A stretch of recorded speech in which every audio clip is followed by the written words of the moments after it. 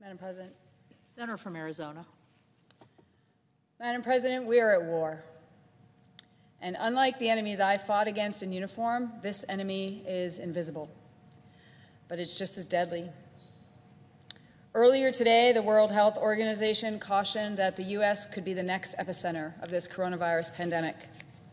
The Surgeon General sounded the alarm that things will get drastically worse this week. And economists are warning of a prolonged economic downturn that will devastate the country financially in ways unseen since the Great Depression. As of right now, more than 600 Americans have died from the coronavirus. In Arizona, our governor announced this morning that the death toll from the outbreak is up to 5. In the past 4 days, we've seen more than a 200% increase in the number of cases in my state. It's going to go up. These aren't just numbers. They're people. Our hearts and our prayers are with the grieving families who lost their loved ones and those fighting for their lives right now.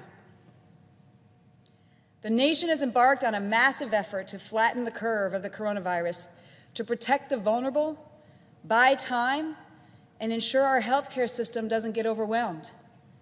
These aggressive steps will save lives, but this path creates another calamity of massive economic hardship, unlike anything we've experienced. We're telling people to stay home and not work. That financial devastation is wide and deep. Arizonans are stepping up to do their part to save the vulnerable, but working people deserve relief, and their needs are urgent.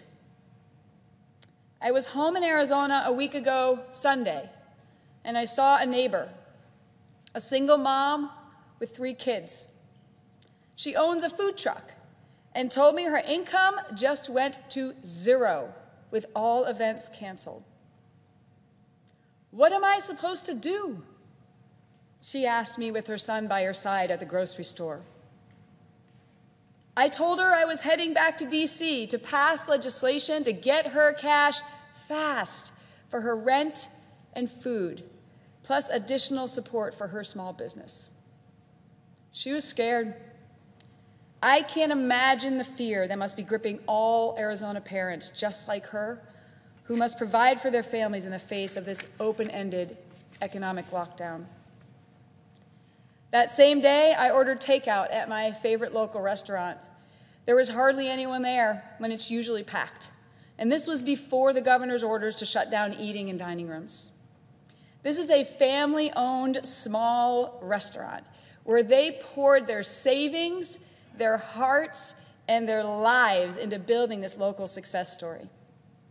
I asked how they were coping, and they said they were deeply concerned. "What are we supposed to do?" they asked. I told them to hang in there and that relief was on the way.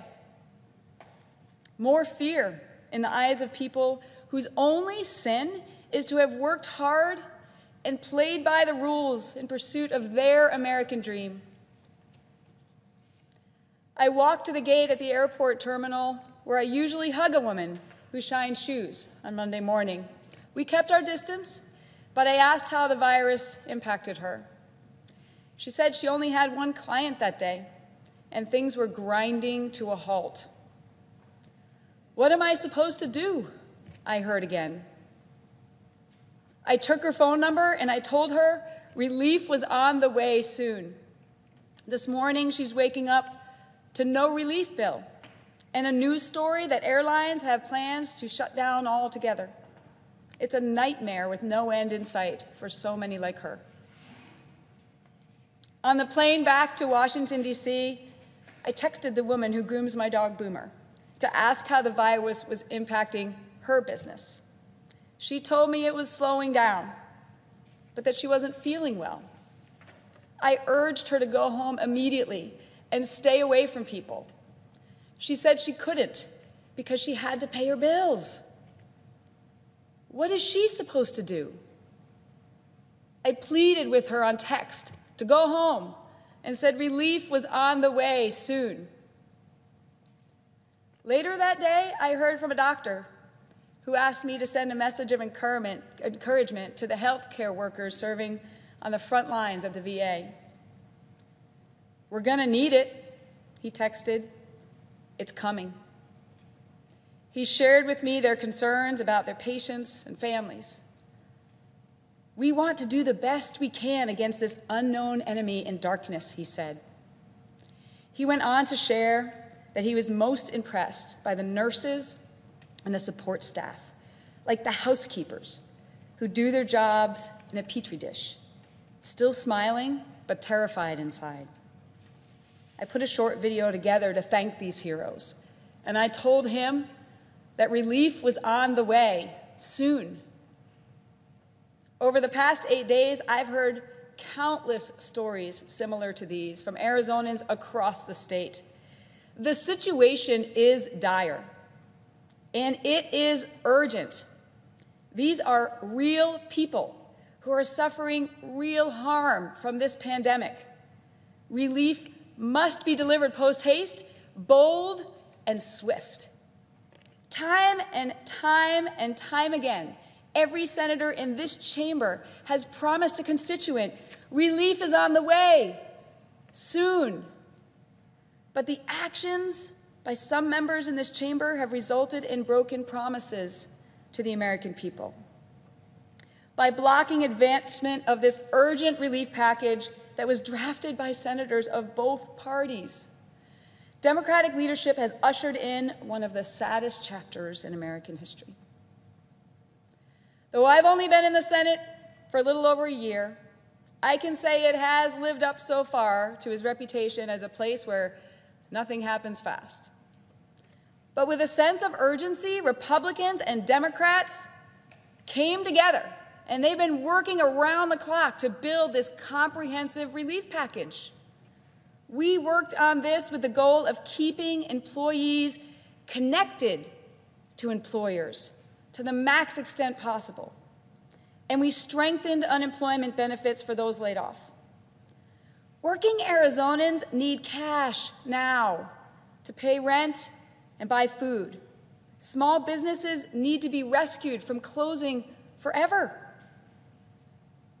Our economy needs to be stopped from collapsing.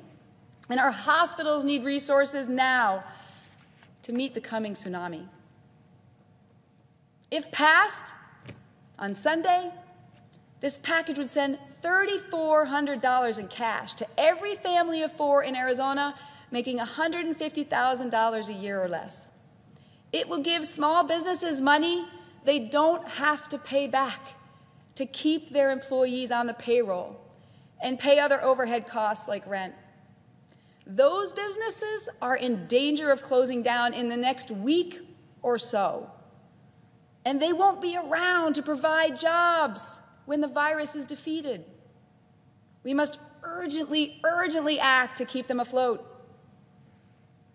The legislation also allows larger employers who provide jobs to people in each of our states to take out loans to keep people on the payroll as their revenues plummet.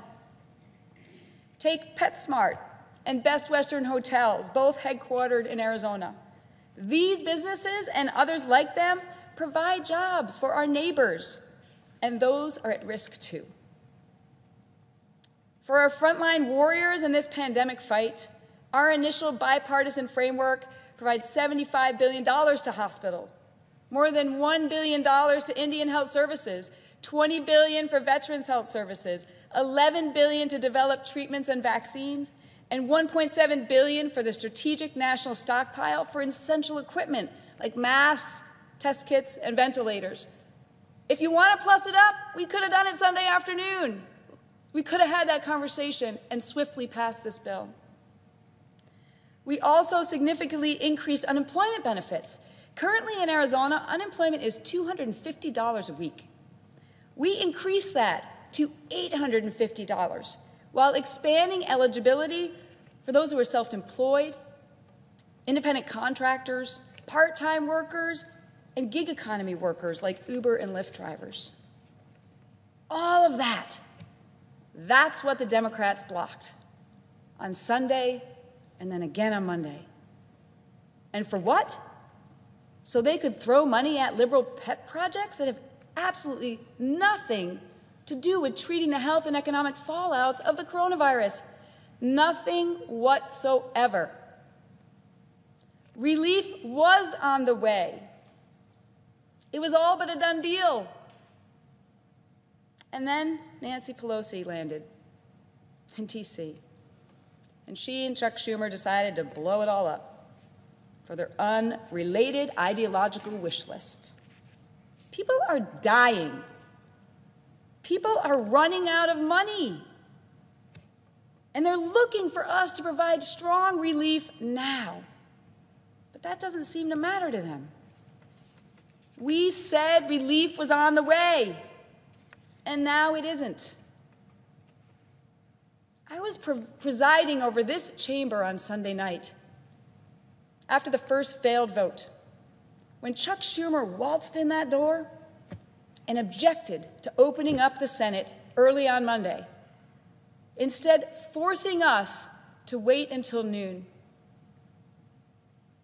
He gave a theatrical speech from over there, filled with flat-out lies, saying that we had set an artificial deadline to pass this bill. An artificial deadline for who? The following day was the deadliest day in the United States' fight against COVID-19, with more than 100 new deaths reported. And people in Arizona are losing their jobs every single day. While the senator from New York may not worry about where his next meal is coming from, the people I talk to every day in Arizona do. In fact, they're more than worried. They're afraid. People are dying.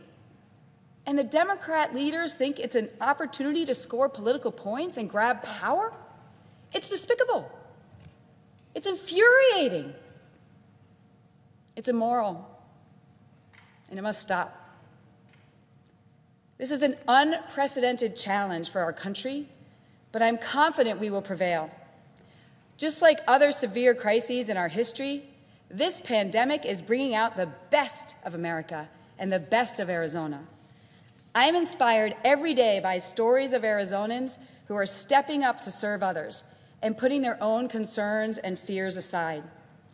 During this crisis, our country is not divided. Our states are not divided. Our communities are not divided. Instead, Arizonans are being selfless and serving others. Young people are delivering groceries to the elderly. Healthy people are volunteering at food banks and donating blood. Neighbors are pitching in to provide childcare for essential healthcare workers. Faith communities are delivering care package to the vulnerable and first responders. They are rising to the occasion because that is what we do. So here in the Senate, what are we supposed to do? Follow their example. Rise to the occasion. Put selfish motives aside. Stop with the opportunism. Stop with the ideological wish list and start voting yes immediately to get relief to Americans and Arizonans now. I yield the floor.